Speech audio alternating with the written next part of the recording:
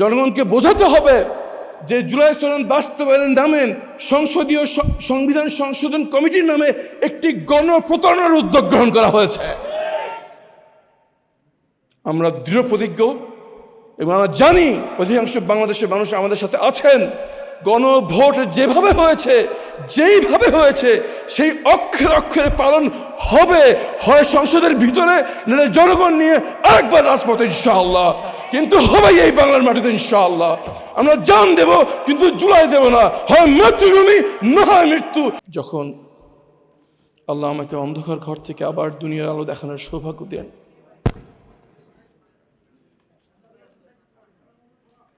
আমি তো আশা ছেড়ে দিয়েছিলাম যে আবার হয়তো দুনিয়ার আলো চোখে দেখব, মৃত্যুর জন্য প্রহর গুনছিলাম। যেই মুহূর্তে আমাকে টেনে হেঁচে বের করছিল, আমি আল্লাহর কাছে এই দোয়া করছিলাম, আল্লাহ হয়তো তারা আমাকে এখন হত্যা করবে কিছুক্ষণ পর। প্রিয় মানুষদের চেহারা তো আর এই দুনিয়ায় দেখার সৌভাগ্য হলো না। জান্নাতের চিরস্থায়ী জীবনে আমার সন্তান, পরিবার, আত্মীয় স্বজন, আমার ভালোবাসার মানুষদেরকে চিরস্থায়ী থাকার তো সুযোগ করে দিও আল্লাহ। পরে জানতে পারলাম আমাদের বাচ্চা ছেলেমেয়েরা জীবন দিয়ে, চোখ পা হাত হারিয়ে আমাদেরকে দ্বিতীয় স্বাধীনতা এনে দিয়েছে। এবং আমি একটি শপথ নিয়েছি যে আল্লাহ যে কয়দিন আমাকে বাঁচিয়ে রাখেন, যে কদিন কথা বলার শক্তি দেন, যে কদিন চলাফেরা করার শক্তি দেন, শুধু একটি কাজের জন্য নিজেকে নিয়োজিত করে রাখবো, সেটা হচ্ছে আমার সাথে যে অন্যায় হয়েছে, এই অন্যায়ের জন্য এই বাংলার মাটিতে আর কেউ কোনোদিন করতে না পারে, সেজন্য কাজ করে যাবো ইনশাআল্লাহ। আমি মনে করি এটা আমার একার প্রতিজ্ঞা নয়, প্রত্যেকটি শহীদ পরিবারের প্রতিজ্ঞা, প্রত্যেকটি জুলাইয়ের যোদ্ধাদের প্রতিজ্ঞা। এবং আমি বিশ্বাস করি আমাদের এই 18 কোটি মানুষের প্রতিটি মানুষের মনের প্রতিজ্ঞা যে এই বাংলার মাটিতে আর যেন কোনোদিন ফ্যাসিবাদ ফিরে আসতে না পারে। আমরা যারা আইনজীবী, আমরা মানুষের অধিকার রক্ষার জন্য কাজ করি। আমাদের বিপ্লব পরবর্তী বাংলাদেশের স্বপ্ন হচ্ছে যে এই বাংলার মাটিতে মানুষের অধিকার হবে সবচেয়ে পবিত্র জিনিস। যে একটি ব্যক্তি যতই ক্ষমতাধর হোক না কেন, দল যত ক্ষমতাধর হোক না কেন, তাদের পিছনে যত বড় পরাশক্তি থাকুক না কেন, প্রত্যেকটি নাগরিকের অধিকার হবে এমন সুরক্ষিত যে কেউ সে অধিকার কোনোদিন হরণ করতে পারবে না। এই স্বপ্ন কোনো দলের স্বপ্ন নয়, এই চাওয়া কোনো গোষ্ঠীর চাওয়া নয়, আমার প্রত্যেকটি বাংলাদেশের নাগরিক এবং প্রত্যেকটি মানুষের চাওয়া।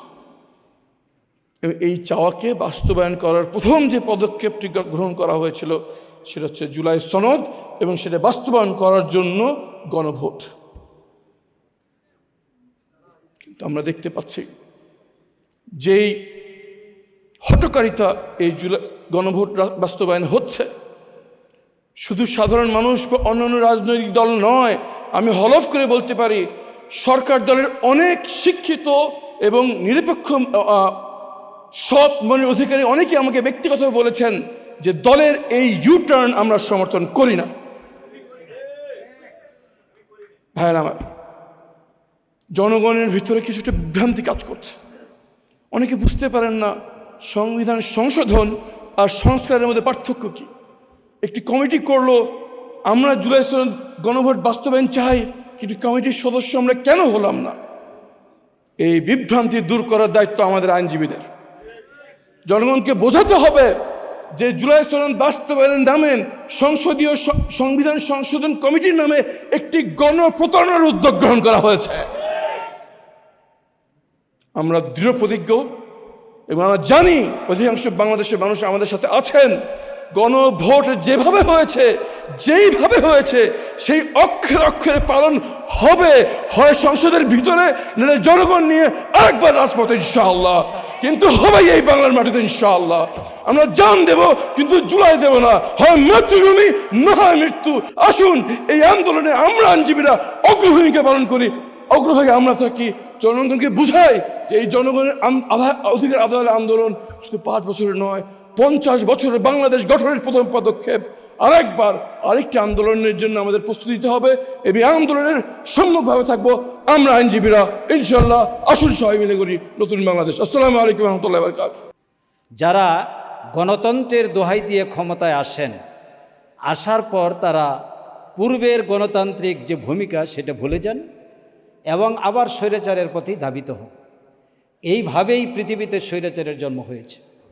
1969 সাল থেকে শুরু করে 2024 সালের জুলাই আগস্ট পর্যন্ত সারা দুনিয়ার 400 গণতান্ত্রিক আন্দোলনের ইতিহাস এনে বিশ্বের বিভিন্ন গণমাধ্যমে বিভিন্ন মূল্যায়ন করা হয়েছে। 69 এসেছে বাংলাদেশ তদানীন্তন পাকিস্তানের স্বৈরশাসক বিরোধী আন্দোলনের প্রেক্ষাপটে। এর মধ্যে 70 আছে, 91 আছে বাংলাদেশের, এবং আলজেরিয়া, আলবেনিয়া, তিউনিসিয়া সহ বিশ্বের বিভিন্ন দেশের আন্দোলন আছে।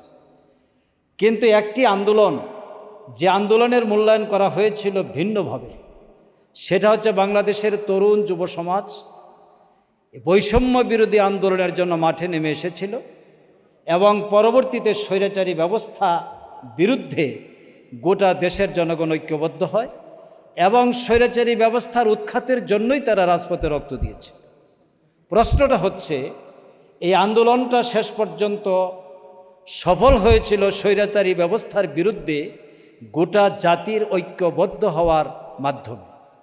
এখন পার্লামেন্টে এসে ওনারা এটা সংবিধান সম্মত নয়, সংস্কার পরিষদ সংবিধানে নাই, অমুক নাই, তমুক নেই, প্রেসিডেন্টের আদেশ দেওয়ার কোনো এখতিয়ার নাই, যদি অনেকগুলো যদি উত্তর পাওয়া যায় তখন সংবিধান সংশোধন হতেও পারে, এরকম লম্বা বাক্য বলে পার্লামেন্টে খুব বাহাদুরির সাথে কথা বলছেন।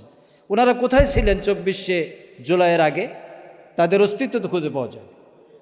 সম্মানিত ভাইয়েরা, আমি আরেকটি প্রশ্ন উত্থাপন করতে চাই ব্যাখ্যাদাতাদের কাছে। 1991 সালে স্বৈরাচারের বিরুদ্ধে আন্দোলন করার পর যখন এই আন্দোলন সফলতা পেল, তখন বিচারপতি শাহাবুদ্দিন আহমদ, প্রধান বিচারপতি, তাকে কিভাবে প্রেসিডেন্ট বানানো যাবে সেই পদ্ধতিও তো সংবিধানে ছিল না, কেয়ারটেকার সরকারও তো সংবিধানে ছিল না।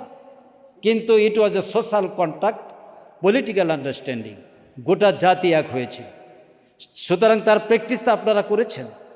আজকে আপনারা ভুলে যাচ্ছেন কেন? স্বৈরাচারের চরিত্রই হলো তারা অতীতকে ভুলে যায়, যে সিঁড়ি দিয়ে ক্ষমতায় আসে সে সিঁড়িটাকে তারা নষ্ট করে দেয়। আমরা আর স্বৈরাচারের পদধ্বনি শুনতে পাই না। আমি প্রবন্ধকারকে ধন্যবাদ জানাবো, তিনি রাইটলি এখানে কতগুলো আইন, যে আইনগুলো বাদ দিয়ে দিয়েছেন, নতুন 8 নম্বরে নতুন চ্যালেঞ্জ, নতুন সংস্কার তিনি এখানে উল্লেখ করেছেন।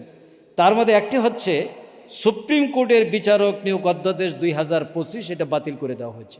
এই আইনটি নিয়ে কিছু বিতর্ক ছিল, এখানে আমরা সেমিনার করেছি, বক্তব্য দিয়েছি। কিন্তু এত বছরের ইতিহাসে বিচারপতি নিয়োগের জন্য হলেও তো একটা আইন তো তৈরি হয়েছিল, কিন্তু এই আইনটাও তারা বাদ দিয়ে দিয়েছে। এরপরে দেখেন এখানে গুম প্রতিরোধের আইনটা বাতিল করে দিয়েছেন। 2009 সালের যে গুম প্রতিরোধ তৈরি করেছিল শেখ হাসিনা, সেই আইনটা তারা পুনর্বহাল করেছেন। তার মানে ওনারা আবার আয়না ঘরে ফিরিয়ে নিয়ে যেতে চান বাংলাদেশকে। এটা বাংলাদেশের মানুষ কোনোদিন হতে দিবে না। তারপরে উনি আরেকটি কথা বলছেন, রাজস্ব খাতের সংস্কার অধ্যাদেশটিও বাতিল করা হয়েছে। যারা অর্থনৈতিক চিন্তা ভাবনা করেন তারা দেখবেন অনেকগুলো সংস্কারের মধ্যে আর্থিক সংস্কারের কথা বলা হয়েছিল এবং রাজস্ব খাতের কথা বলা হয়েছিল। গত 12 জুলাই থেকে 16 জুলাই বাংলাদেশে IMF সফর করেছে, তারা একটা প্রেস ব্রিফিং দিয়েছে 16 তারিখে। সেখানে তারা বলেছেন যে রাজস্ব খাতের সংস্কার যদি না হয়, যে প্রবৃদ্ধির লক্ষ্যমাত্রা 6.5 ধরা হয়েছে সেটা 3.5, এমনকি 3-এর নিচে চলে যেতে পারে। 3-এর নিচে যদি প্রবৃদ্ধি হয়, বাংলাদেশের অর্থনীতিতে ধস নামবে। এটার ক্ষতি গোটা বাংলাদেশের জনগণ ভোগ করতে হবে। আমি বলবো যে অবিলম্বে আপনাদের এই টালবাহানা বাদ দিয়ে, বিভ্রান্তিকর বক্তব্য বাদ দিয়ে, আইনের বিভ্রান্তিকর ব্যাখ্যা পরিহার করে জনগণের ম্যান্ডেট মেনে নিন, জুলাই সনদকে কার্যকর করুন। আপনারাও রক্ষা পাবেন, জাতীয় রক্ষা পাবে এবং দেশ একটি গতিশীলতার দিকে অগ্রসর হবে। সবাইকে ধন্যবাদ। আসসালামু আলাইকুম রহমতুল্লাহ।